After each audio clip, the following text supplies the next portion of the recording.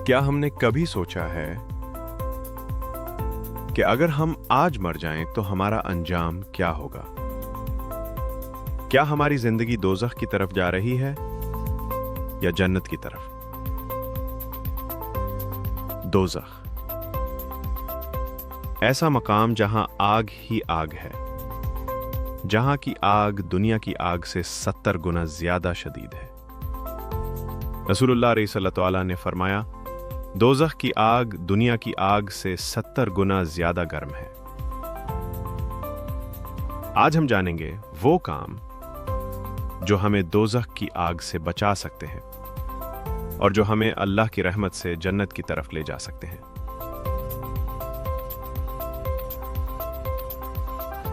सच्ची तौबा करना। अल्लाह ताला कुरान में फरमाता है, ऐ ईमान वालो, तुम सब के सब अल्लाह की तरफ तौबा करो ताकि तुम कामयाब हो जाओ। सच्ची तौबा दोज़ख की दीवार बन जाती है।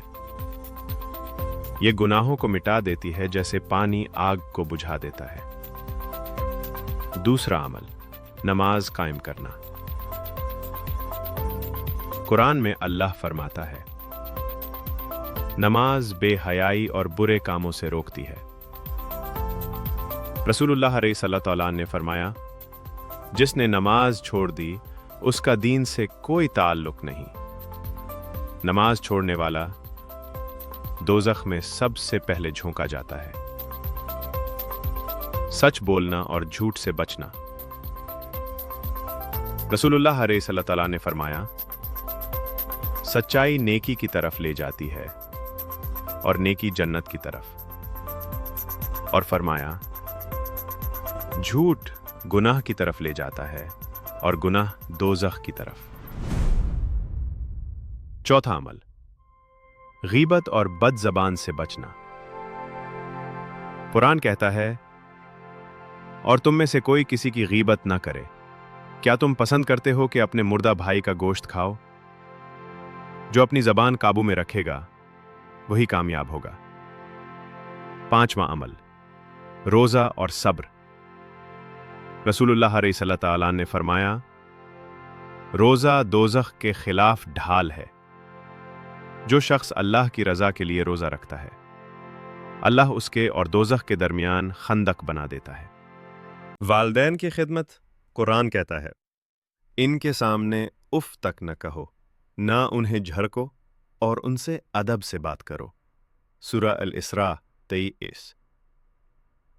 वालदैन की खिदमत दोज़ख से नजात का बेहतरीन जरिया है। सातवां अमल, सदका देना। कुरान में है, आग से बचो, चाहे आधा खजूर का टुकड़ा सदका करके। सही बुखारी। सदका ना सिर्फ माल पाक करता है बल्कि दोज़ख के शोले भी दूर करता है। आठवां अमल, झगड़ों से बचना और माफ करना। रसूलुल्लाह सल्लल्लाहु अलैहि वसल्लम ने फरमाया, जो गुस्सा पीने पर कादिर हो फिर भी माफ कर दे, अल्लाह क़यामत के दिन उसे जन्नत का आला मकाम अता करेगा। तिरमिज़ी। नौवां अमल, कुरान की तिलावत और अमल। कुरान ही वो रोशनी है जो कब्र, क़यामत और आखिरत को याद रखना। रसूलुल्लाह सल्लल्लाहु अलैहि वसल्लम ने फरमाया, अक्लमंद वो है जो मौत को याद रखे और आखिरत की तैयारी करे।